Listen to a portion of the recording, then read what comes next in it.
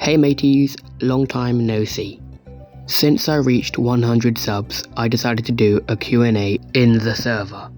I've organised all questions into 3 categories: project related, Spec Evo related, and unrelated. Thank you for the subs, and let's get to it. Gize asks, will you take a break from Olesthema to focus on this project? Yes, I will, but don't be alarmed. Trying to juggle 2 projects at the same time is quite difficult.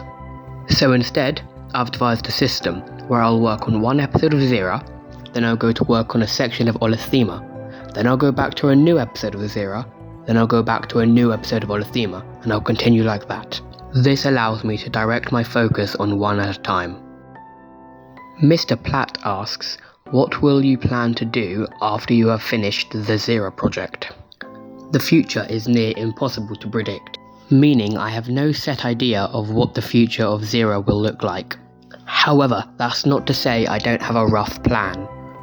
After the Zera project, I plan to work on a new xenobiology project. This one will be a vastly different and alien world. All the while, Olesthema will be worked on in the background. I guess you'll just have to wait and see. Wizzy the WizKid and Mr. 42 asks, do you have any plans on sentient life, and will you do any sophonts or such?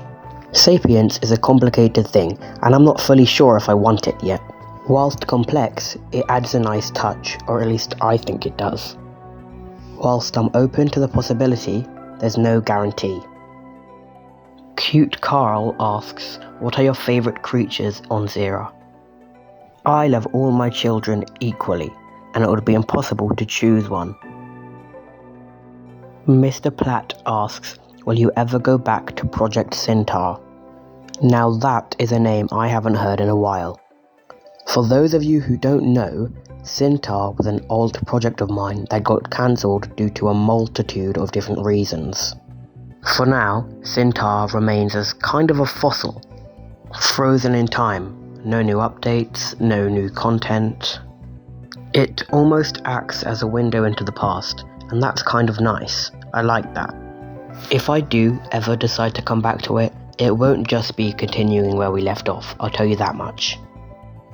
Alright, that's the project related section done. Now let's move on to the broader Spec Evo related section. Spec Evo Dude asks, why did you make a YouTube channel? What motivated you to start a series, or who motivated you? This is a very big question, but to summarise, I've always been fond of showing other people my creations, and a channel is one way to do so. But who motivated me is a different question entirely.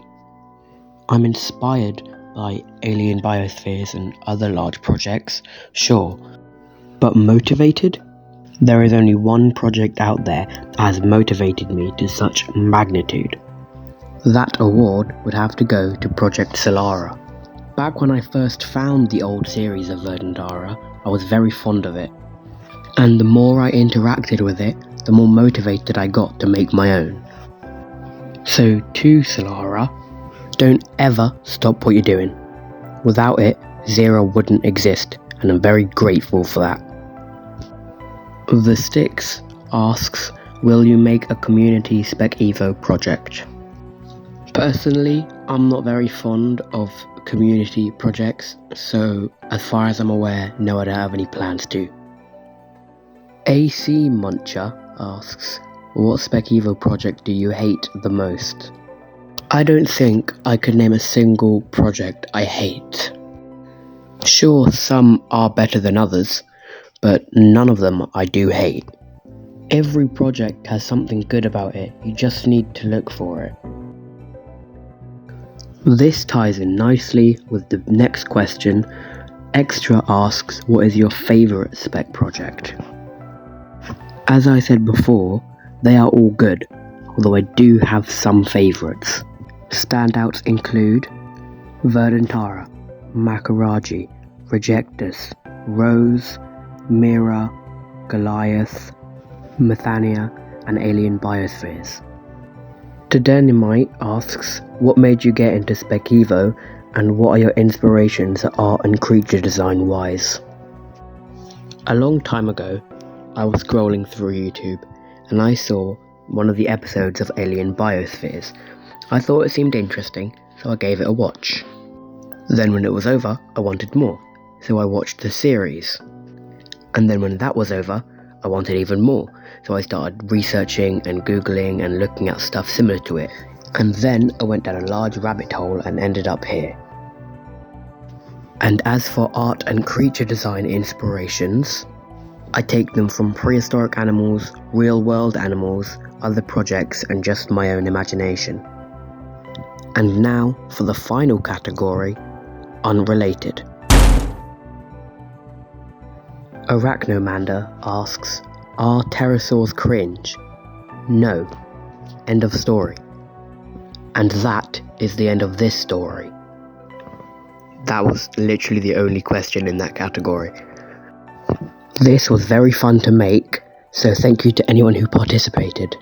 I couldn't get to every question, so the ones I missed may get answered in the future. Eventually. Until then, goodbye.